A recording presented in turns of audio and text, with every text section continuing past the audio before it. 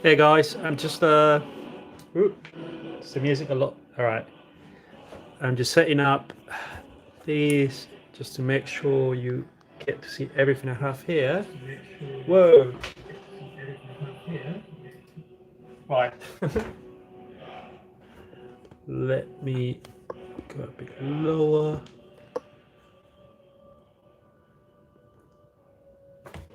Okay, I wasn't expecting to see that much of my desk, but got a lot of rubbish mess here, so excuse me. Okay. Right. Well, uh, thanks a lot to the two of you who managed to join me on this kind of last minute uh, live stream. The real reason why I'm doing this right now is because I just got a new little platform, what do you call it? Well, a tripod. Got one of them fancy tripods for my desk. So I thought I'd try it out, and also feel like I need the practice now, since I'm about to do a lot of video and kind of this type of material for my class. Well, the class that I'm setting up on this platform called 101, which some of you have seen. And yeah, I feel like I need to, I could do with a bit of practice, chatting to the camera, chatting to you, and kind of getting into the kind of mood of doing these things a lot more often. So yeah, and also I haven't done traditional inking in a while, and I thought this would be a good opportunity to do that. Um, I did this little sketch a few days ago, so I feel like I should do that with a bit of ink and paper. Um, Now I haven't done any kind of previous work for it here, so I'm just gonna kind of quickly sketch that onto this paper, which is I'll tell you what paper is this. This paper is called Letra Set. It's a really thin paper that I really like, and it's pretty good for taking in a lot of ink, especially like black heavy ink. Now, let me see if I can get this closer. Can I get this closer? Nope. That is as close as I can get. All right. Yeah, you're gonna have to, yeah, bear with me while I test this out. Uh, all right, I hope that works for you. And I'm gonna start with a little bit of, now let me decide what size I want this in.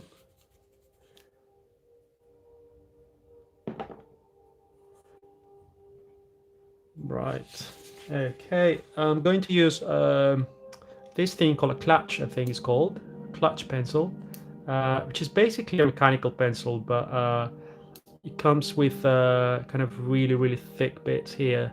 So let's try that.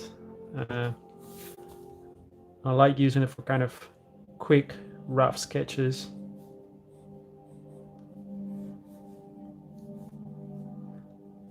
Okay, so let's have a look.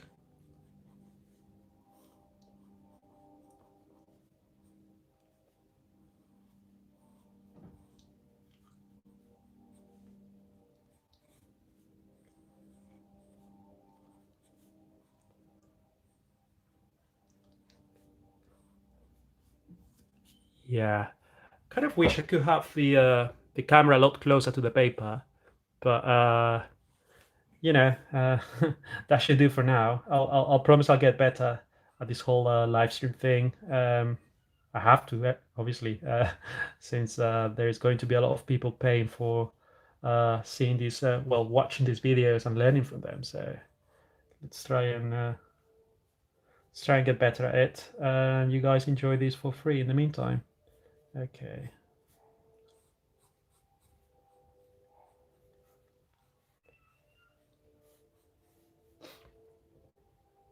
Hello, distract. Okay.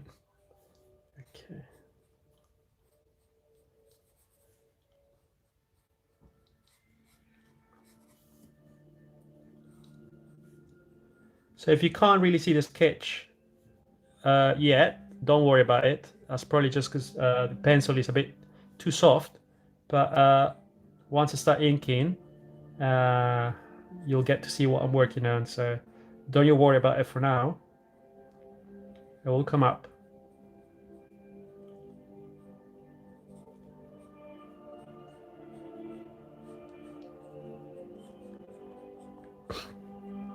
Now you may notice that there are bits here, and I'll try and get it closer, where I do these tiny little X's. For those of you who don't really know, these little X's is a way for me to know later on that I have to fill that with complete black, solid black, so I don't have to like shade it in with the pencil. So, okay, let's do that.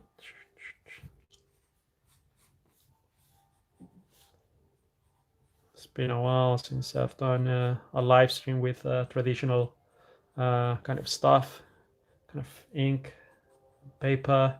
A lot of things can go wrong, so I don't feel as protected as when I do it on the iPad, where everything can be undone very easily. So let's see. So a lot of this here. Okay, so now this guy has one of these things.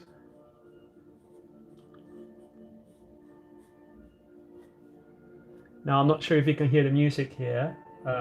It's background music from the game Skyrim, which I haven't listened to in forever, and I haven't played Skyrim in bloody ages. So kind of a nice take back to my Skyrim days.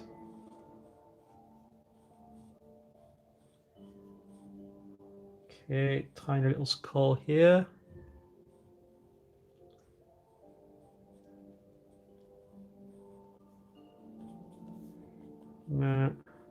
Kind of to ink all of that, so I do tiny little X's there. That means all of that is going to go black.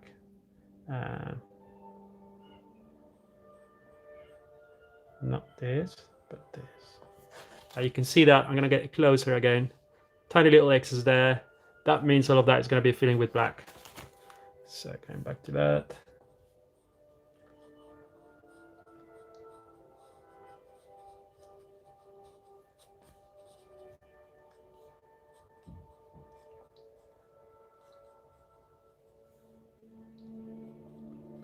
Bit more teeth here. Yeah, it's more like it.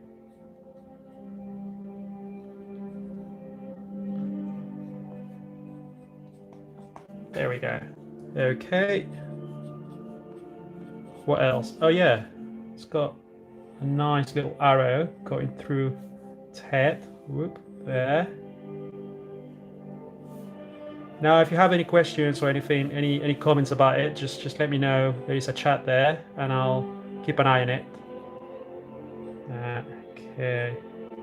I mean, I'm guessing most people are, well, not out and about, but busy doing something on Saturday. But this is how I spend my Saturday nights, just so you know.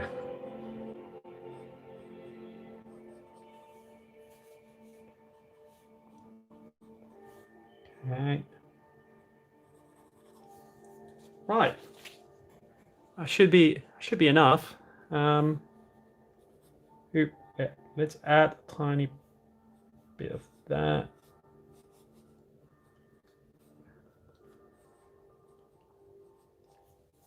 Okay. Hello. Hey. Okay, we got more people joining in. Right. Okay. Should be enough. I think it's more of a guide. Like I've got this here. I've just done this quick kind of transfer onto the bigger paper here. Once again, for those who have just joined in, this paper is Letraset, and it's bleed-proof marker pie or whatever. Like, it's pretty good. It takes a lot of ink and it's very thin, which I like, because usually the kind of paper that can take a lot of ink, they're really thick, and I don't really know. It doesn't feel as smooth, and it has a lot of texture. So I'm pretty happy with this kind of paper. Right. So what am I going to be inking with today? It's these guys. I use these guys a lot. These are the same markers that I used on that window display at Gosh Comics in London. So you can have a look. These are pretty much kind of paint kind of markers. So they are pretty good. They're pretty solid, but you have to be pretty careful with them because they can get out a bit of hand pretty easily. So all right, let's just kind of dip in with this. Here we go. Nice. All right. Okay. So nice. All right. I'm kind of following a bit that sketch for reference, but obviously there are things that I'm going to change and things that won't go in the same way as they are here. But in a way, that's kind of the beauty of it, you know. All right, let's see.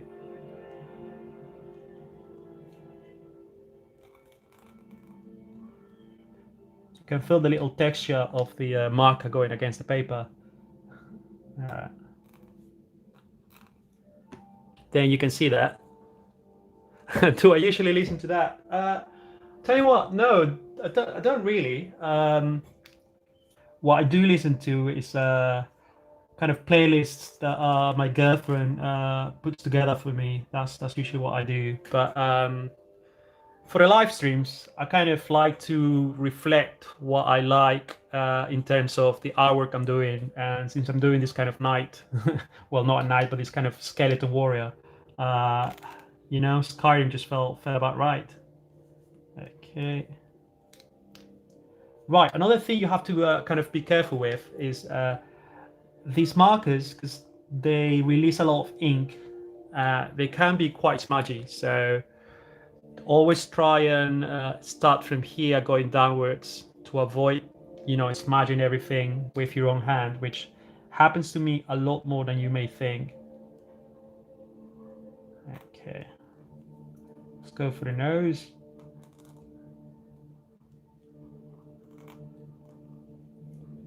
Okay.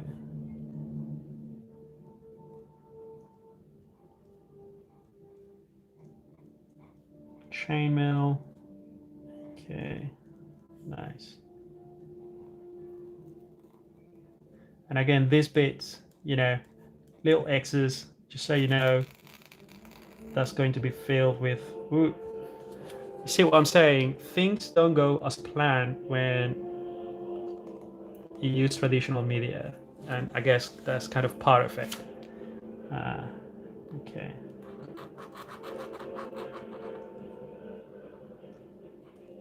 I need to get a bit less careful with it. Yeah, you see, I feel like there is an end to it that is still feeling a bit rough.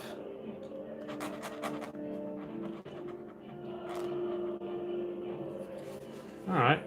Okay.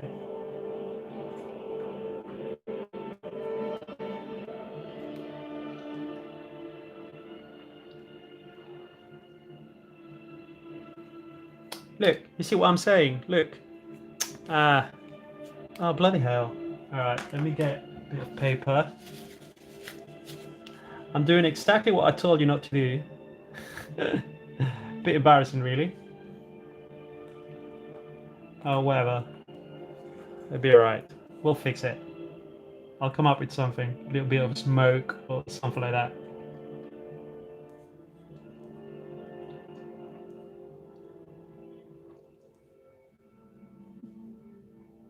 Bit of black here.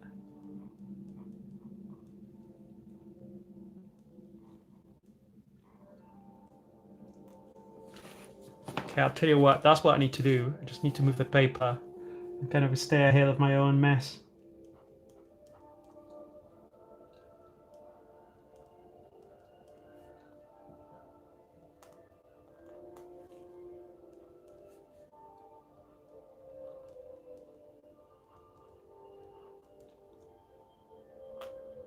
Tiny teeth here, messy teeth there.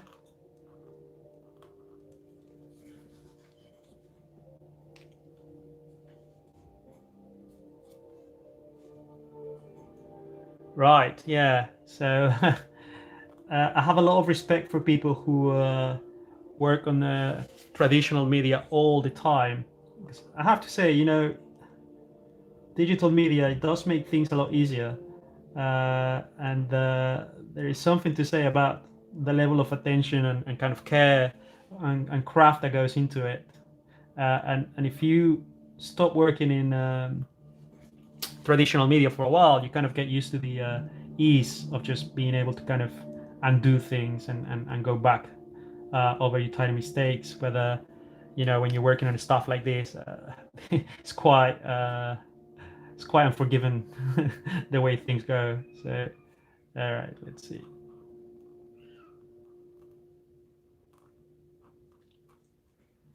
All right, I think we're doing okay for now.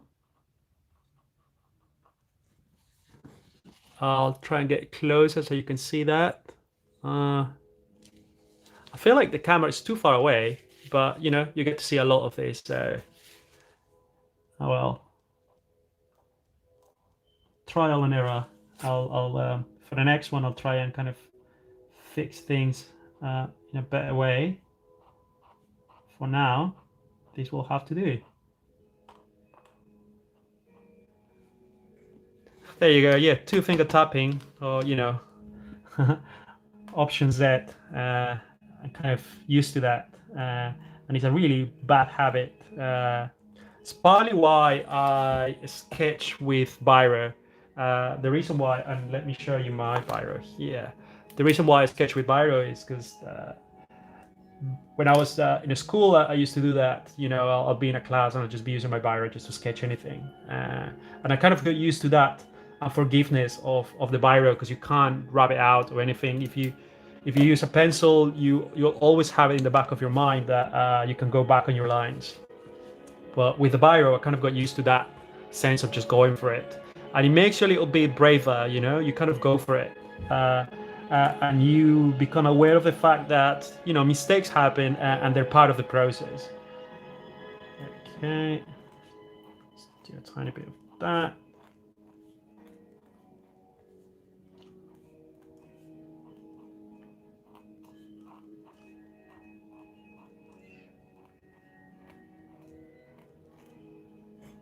I think this track in particular reminds me of going into the little inns after after cooking and living in the fields and the mountains of Skyrim for ages, which is mainly what I did in that game. I never finished a Skyrim.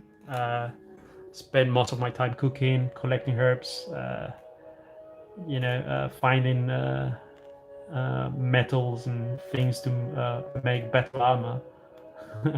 I had zero interest for the main timeline. Well, sorry, the main storyline. That's right. Yeah. When you can't go back on your lines, that really builds that confidence. I mean, I did that without thinking, right? When I was in school, I would just kind of go for it.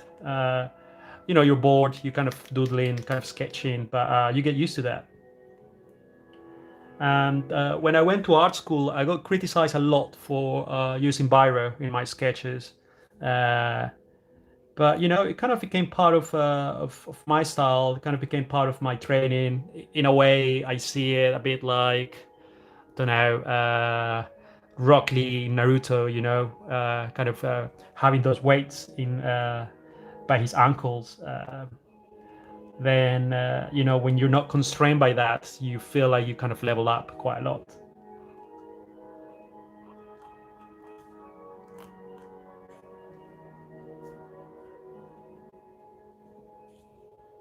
And I try not to sketch digitally. Like if you guys are familiar with my process, like I never start a drawing on digital media. I very rarely do it, and it's usually if I'm in a rush or like it's for something else that doesn't require a lot of attention. But there is something about paper and pen and kind of eye to hand coordination that changes the style in it. And believe me, I've kind of gone through it a lot, and I have a lot of respect for people who do that, who sketch directly onto the screen. But I do feel that in my case, my style kind of diminishes something to it. It loses something. There's a looseness to my line that I don't like. How it changes when I sketch on digital media. Okay,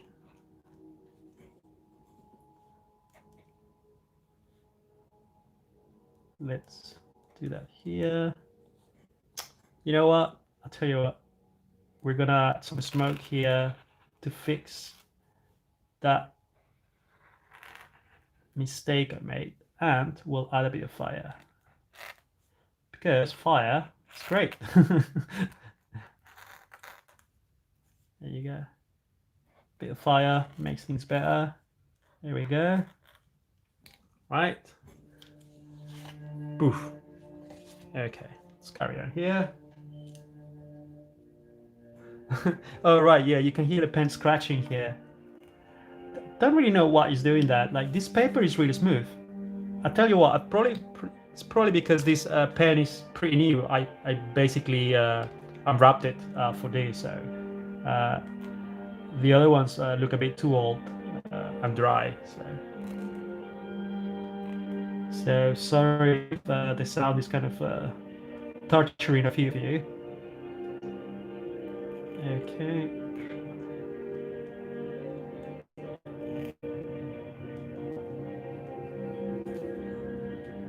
Oh, hey! So we've got a few new people going on the chat. I can't pronounce your name, mate. Well, your username. Twaybat. Hey, thanks a lot for joining us.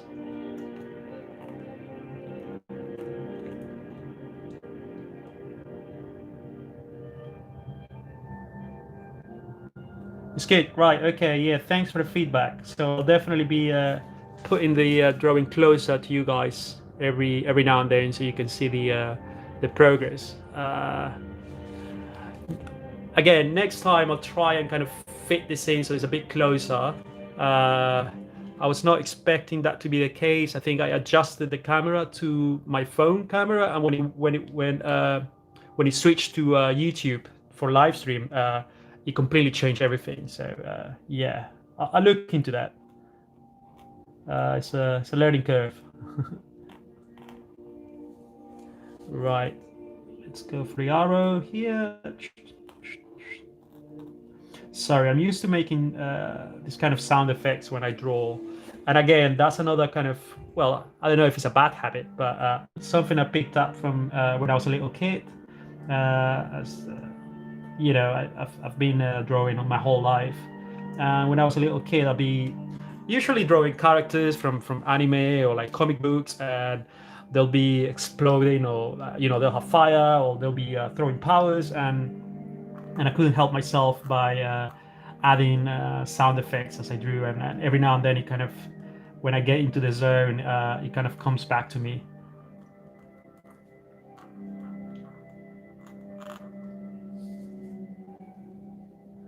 Java Bear, all right. Oh, great. All right, well, thanks for joining us. Well, I'm glad you found my work and my neglected YouTube channel. Okay. Oh right, I added a bit of that clothing here. Okay. I'll finish this bit here, then I get it close enough for you guys to see what I did.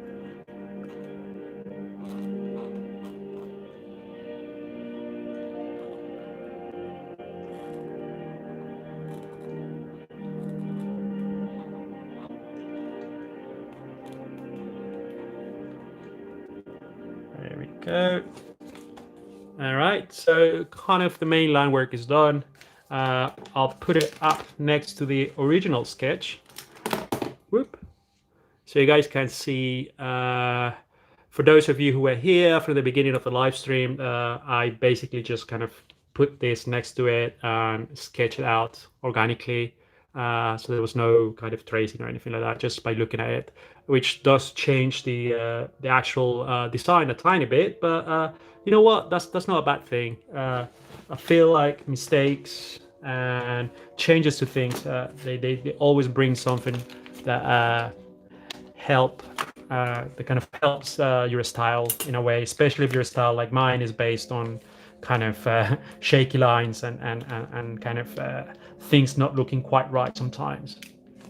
Okay, so time to do heavy inking now.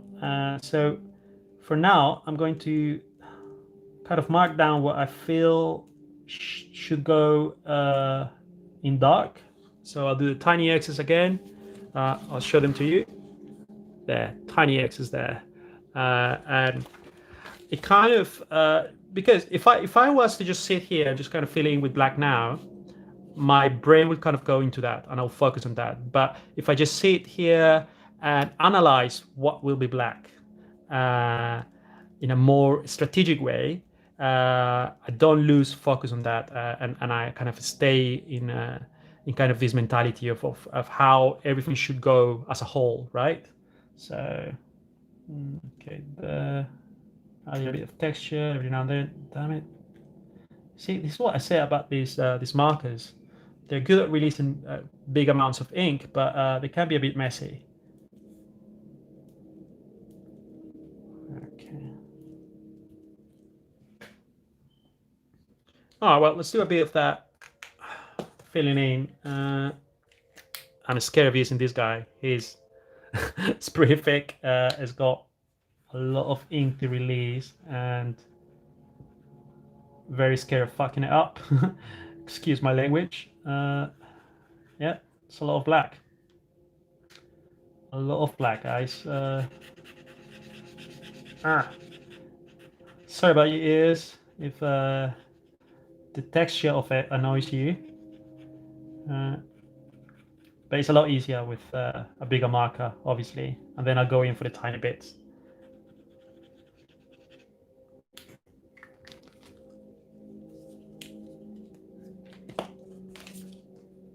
Right. I think it's time I kind of take this guy to town. All right.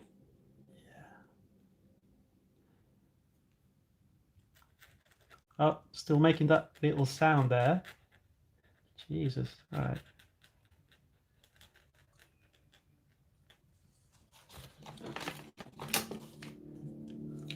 Yeah. Okay. Sorry, guys. I'm kind of rotating it a bit so I don't mess up what I've done before, which I warned you about it when I started, and then I went and did it anyway. Okay. Nice. Lovely job here. All right. That's good.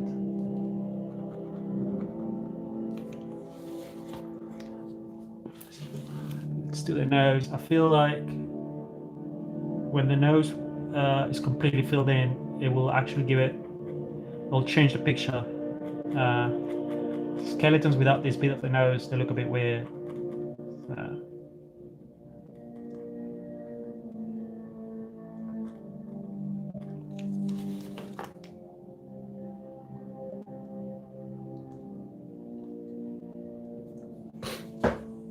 How's that? There we go. Yeah. All right. So these tiny bits here.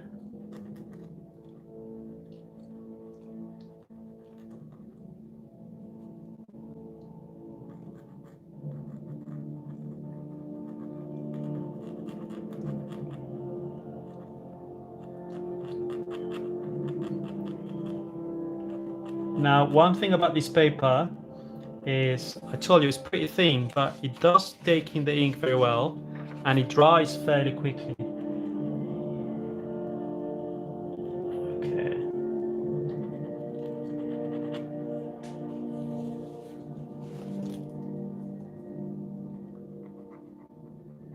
Just gonna do a little border here. Now, it's not like there's a lot of black going on, like big chunks of it. So I won't need the big marker anymore, I think. Okay.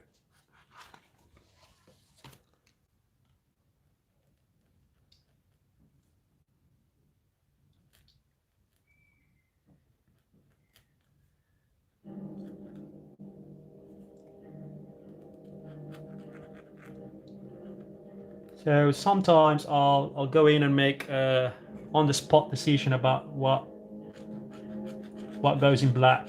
Like just now, it just felt right. It's hard to explain. It's just a gut feeling, I guess. The more you do it, the more that kind of thing happens. Where you just go and fill in the stuff that needs to be filled. Okay.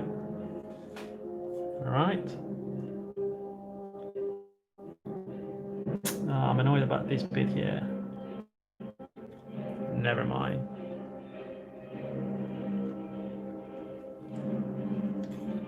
Oh yeah, I'll tell you what, we do need a lot of black here.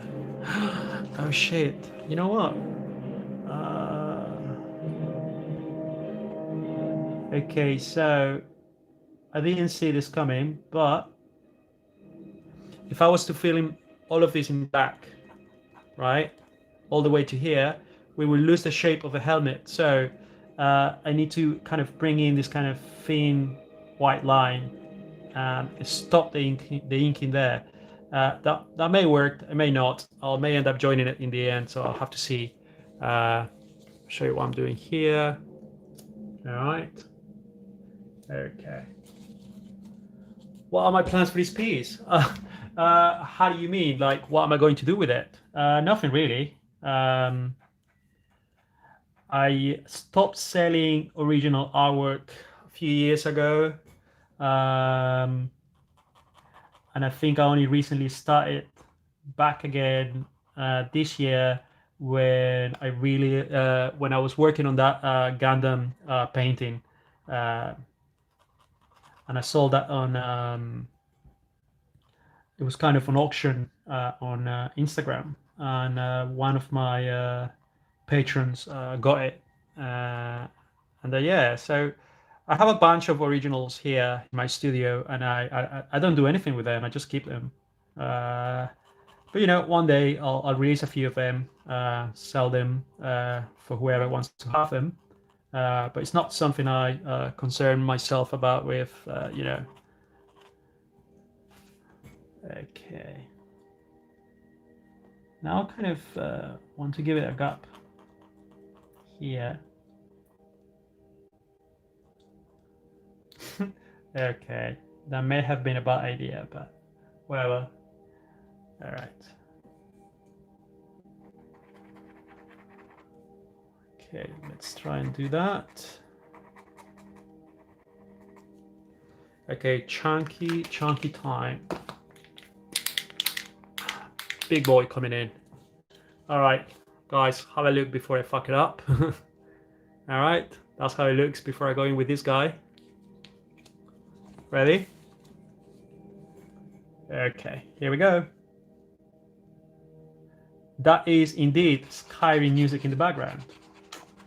You, sir, you are a man of culture. Ah. Why is it feeling so dry? Tell you what, you're not big enough for this. I'll bring in even bigger. Oh, no, you're the same size. Okay. Oh, bear with me. I'm looking for a bigger marker. I know I have one. Whoa. Okay, no. Okay, this is the biggest one I had. Look at that. No, that's not gonna happen. I'm gonna have to stick to that one. Yeah, look at that. Fucking hell. That's not gonna happen. Yeah, I don't have any of those. Poscas are usually my to-go markers for like filling in big areas, but I just don't have the right size today. Very silly of me. Oh, I tell you what. Give me a second.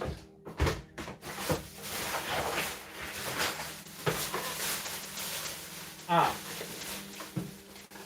Boom. There we go. Let's see. Now. Whoa. Okay. Guys, this might go really wrong. So let's let's appreciate this piece for what it is now, and I might really mess it up. So here we go. Whoa.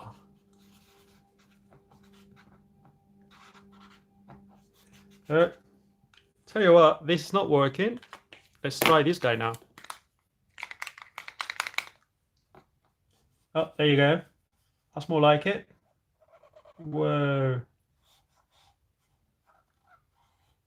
Yep.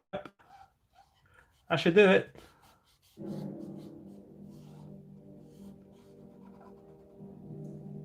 Look at that. It's a big mess.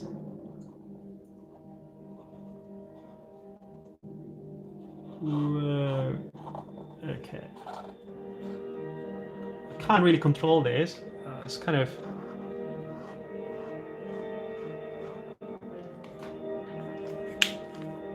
Okay, this guy. That's the one. All right. Let's give this guy another chance. There we go. Yeah, that's what I'm talking about. All right.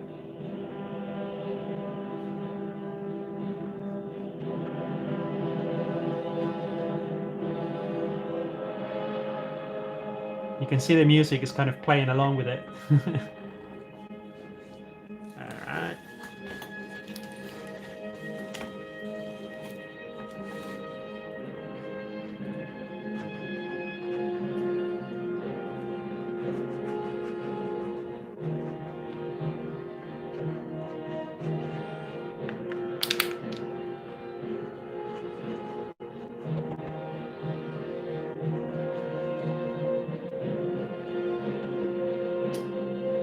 It's kind of doing only bits of... it gets right and then it releases a lot. It's hard to control. Not too crazy about it right now, if I'm honest with you. Fine. Should do for now, but you can see all the errors, all the little mistakes I made there.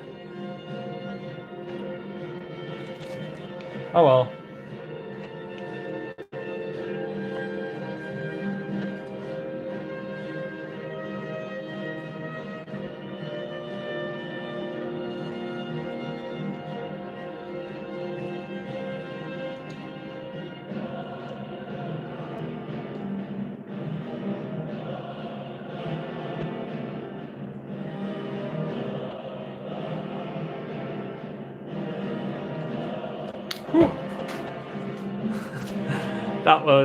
That could have gone wrong in many ways. Right, okay. Okay, that's enough of that. Let's go back to this guy. Have a look there. All right.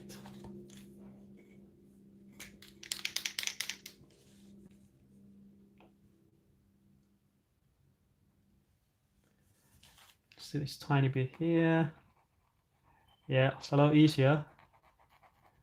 A lot more controlling here.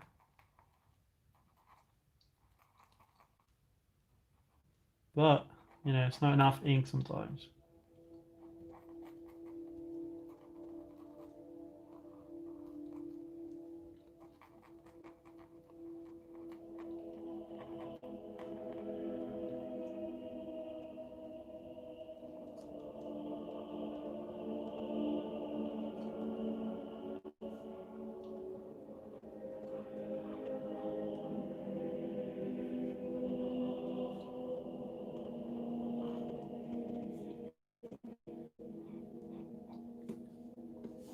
Okay, now it's time to play with the tiny little details. Kind of try and see where I can fit in a bit more of black. And that's usually kind of how I go about it.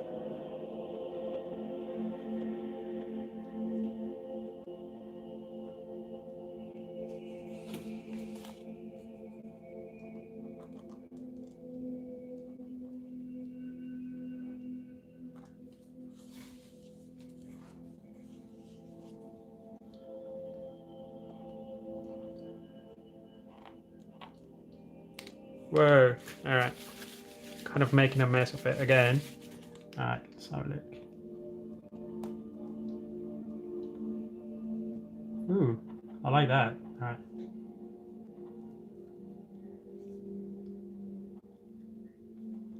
You can see how it's not really kind of a smooth operation where I know everything that's going to happen. Like, I kind of roll with the punches here.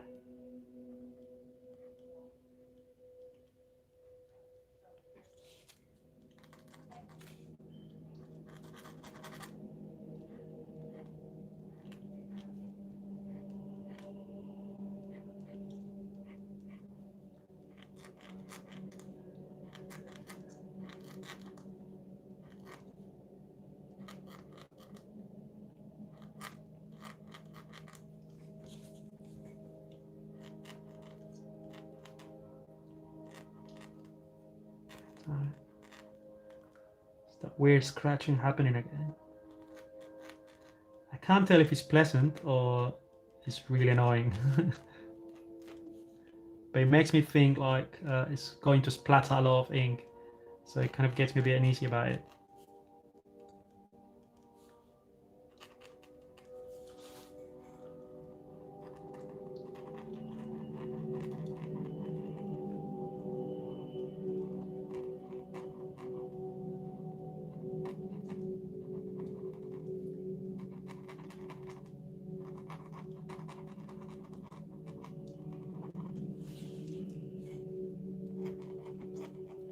Now you see here, this is all I'm improvising here. Like this was not part of the plan, but every now and then you get a feeling of what it should look like, and I'm getting that right now, and I feel like this will benefit from a lot more black on this side of things. Oh right, okay. I've got a question here. It will be so dope to animate some of our character. Oh, thanks. What do you think about artists doing comic books these days? What do I think of artists doing comic books? Well, I'm one of those, so I think it's great. I'm in love with the medium of comic kind of comic artwork, and the way it communicates and tells the stories. Some people who want to be fancy about it will call it sequential art. I have a lot of respect for the medium. I've been into it since I was a little kid. I think I did my first comic when I was like, I must have been about 9. And it just felt natural. It felt like a really good way for you to tell stories if you're someone who's into visualizing your ideas on paper that way. I have a lot of respect for it and I love it, and that's partly why I do it. Comic book work is a lot of work, a lot of planning. So, you know what? If you don't love it, if you don't have that stupid love for it, it's not for you, because it will get tiring. It's a lot of work, and anyone here who has ever drawn a comic before or attempted to draw a comic before knows that it takes a lot of patience and a lot of work, and so therefore you need to love it. You need to absolutely love it. And otherwise you'll pay for it. If because it does happen, you read a comic and you look at it and you think, oh great, I could do a comic as well, and it will look like this, and all my panels will look perfect, and my work will be at this level. But reality with comic book work is however you feel, like whatever level you are at in terms of illustration, right? Let's say you're in your head, you're a 9, right? In terms of quality. When it comes to drawing comic books, you are illustrating 5 to 3 panels a page. So the quality of your work will inevitably kind of go down as you do more pages. Or if you try to keep up the same quality of work, you'll never finish. It will take you forever. I mean, that's the way I look at it from my experience, and it's a lot of things that are hard to come to terms with, especially if you think quite highly of your own work, and as you do comic book work, you'll realize that you have to kind of compromise every now and then in order to tell the story, because that's what comic book work is about, telling the story. Okay guys, this is how it's looking so far. This is kind of the bit that I improvised. I wasn't planning to do that, but it kind of felt right, and it's kind of kind of spreading here. I feel, in my opinion, it looks good. So I'm going to carry on here. And you excuse me if if you feel like I've ruined the illustration, but all right, okay. I've got another question here. Just give me a second.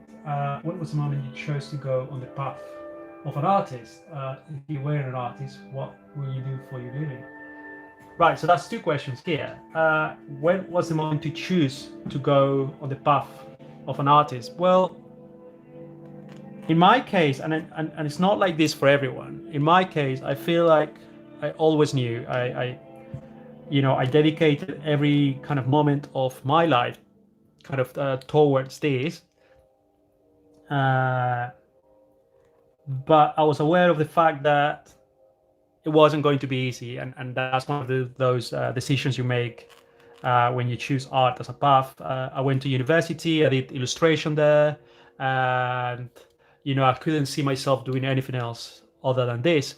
Now, when that comes to reality, it's a lot different. So I did have to do a lot of different jobs before I managed to, be a full-time artist. I feel like, at least to me, as a person, as an artist, the greatest achievement I had was to be able to just live off doing this and nothing else.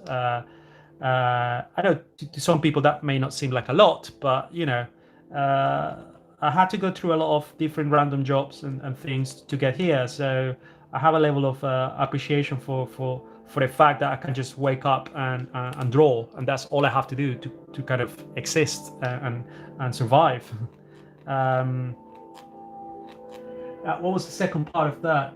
What would I do if I wasn't an artist? That's a hard one. I always thought I'd be a historian. I have a thing for history, and I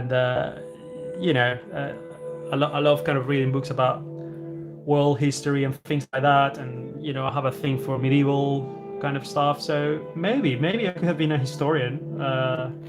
There's a lot of storytelling in it, and narrative that I will have enjoyed if I didn't have this kind of obsession for plasming my ideas on paper this way. Okay, how do you go about starting one of your stories? Well, that's a hard one, because a lot of people, they just sit down and write it like as a script.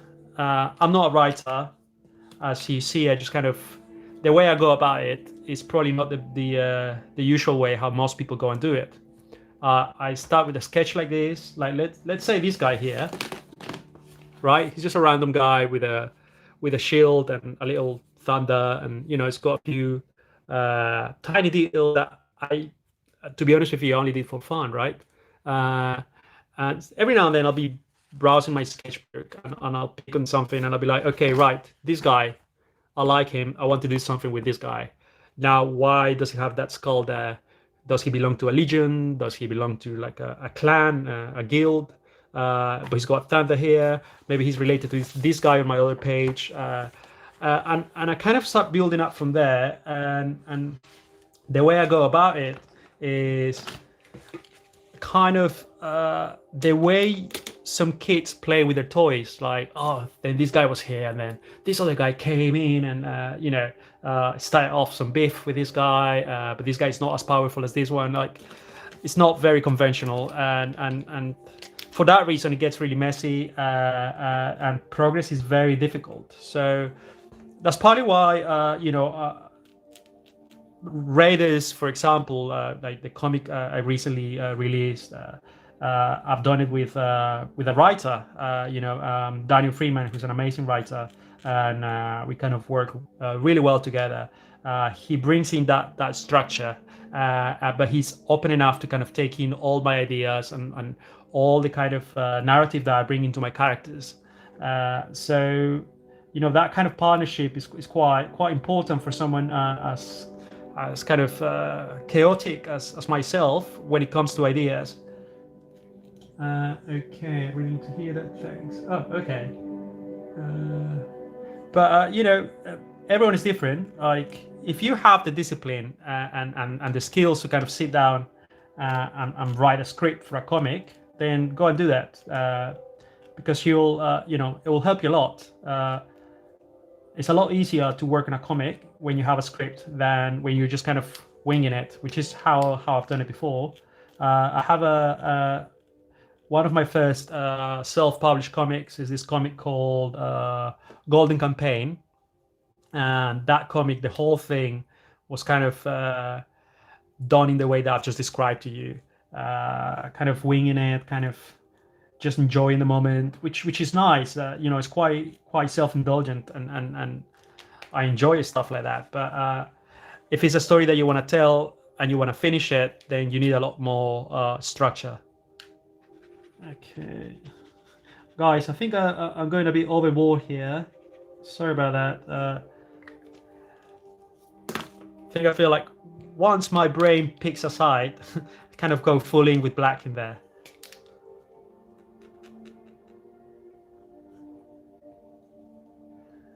What makes a good comic book artist? That's a really interesting question. I feel like my opinion on it is based a lot on films and pace.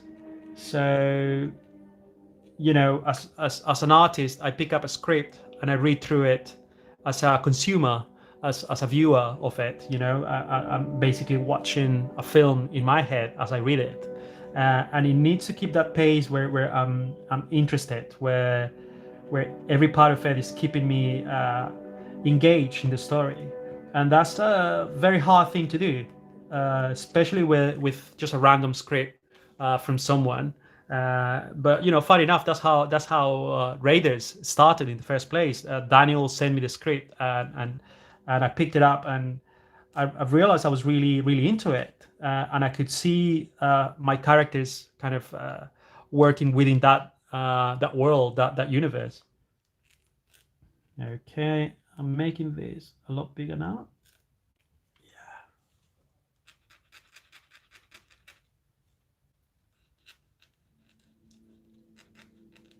You see how all these black shadows are kind of expanding. It's like a virus kind of goes across it. Right. What were all your influences? Do you have big inspirations? Right. Well, yeah. I've said this like 1,000 times when it comes to my main influences, kind of the main artists that have shaped my work and the things I do. One of those is Taiyo Matsumoto, which he is like the sensei to me. Taiyo Matsumoto, this guy, he's an absolute legend. His work is, I can't even describe it. His lines are really loose. He blocks black everywhere, and he builds panels with very simple line work, and yet it seems really detailed. I don't know. This guy, he's been a big thing, like kind of a big influence in my work for years, and I kind of paired that with Mike Vignola, which I'm sure a lot of you have connected that with my work. And there is an Italian guy called GP. Again, that was during my years of line work training, which focused on GP from Italy and Taiyo Matsumoto from Japan. I usually go through phases. I went through a Ashley Wood phase with James Jean. This was during the years at university, and I really looked up to these guys and the way they worked. Right now, I kind of go back to Berserk. I kind of go back to those books every now and then. But Matsumoto is one of those that he never changes. It's always there, present, influencing my work and kind of pushing me to, do better. Okay, I've got another question here. How do you go about pushing your sketches when your sketches start looking the same? Ah, that's a really, really, really good question. Uh, I feel like reference is quite important, and I know with a lot of uh, people who have been used to drawing since they are really young, basically who have like a natural talent for it, they look down on the idea of using reference, or but without being quite harsh, that's quite childish. I think. It's all good for school when you're trying to impress people to show that you can draw things from memory. But as you become a professional artist, and you need to improve your work, uh, reference becomes quite crucial, because you can go have a look, and force yourself to draw things that you're not used to drawing. So if you find yourself you're sketching the same thing, everything is kind of looking very samey, and things are not evolving, uh, go online, go on Pinterest, or go through a magazine, a fashion magazine or something, and draw things that you're not used to draw, because ultimately you will learn something from it. So, like, I did a bit of fashion when I was in. We have this thing here in the UK called a foundation course, where you get to see a bit of different parts of the creative industry. So I did a couple of months of fashion. Fashion illustration was a big part of that, and I feel like that influenced a lot of the stuff I do today. Even if I'm drawing a warrior, a sci-fi character, fashion illustration kind of fits back into that, and that would have not happened if I wasn't open to the idea of just drawing models and drawing, just people wearing clothes. So yeah, just kind of push yourself to draw things that you haven't drawn before. Use reference. Every time you use reference to practice, you learn a lot.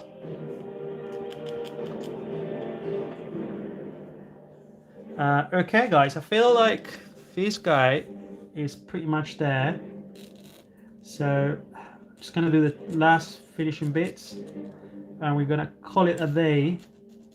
Um, it's been quite pleasurable, actually. I've been chatting a lot, so excuse me. I get into these little rants about it.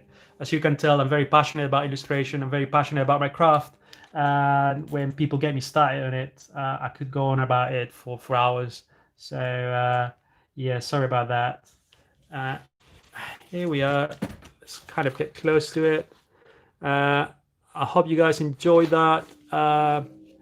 Next time I do this, I'll probably do it on Instagram a couple of times. I think it's kind of unfair that we don't share this with them. But if you're on Patreon, you'll always get notified about this. Hey, that's my girlfriend there. Look at her, beautiful. Like, she acts like she's completely non-biased about it, but anyway, thanks a lot for this, guys. Thanks for joining in. I'm going to wait for this to dry out, and then I'll go in with a little rubber and kind of rub out all these pencil bits. But yeah, that's pretty much it. Thanks a lot, guys. Hope you enjoyed that. We'll definitely do this again. All right, guys. Now I feel like a grandparent now, but I need to work out how to stop the live stream right now. All right. I'm gonna say bye now, and then you're gonna see me trying to like switch it off. All right. Thanks a lot, guys. Take care. Yeah. Thank you.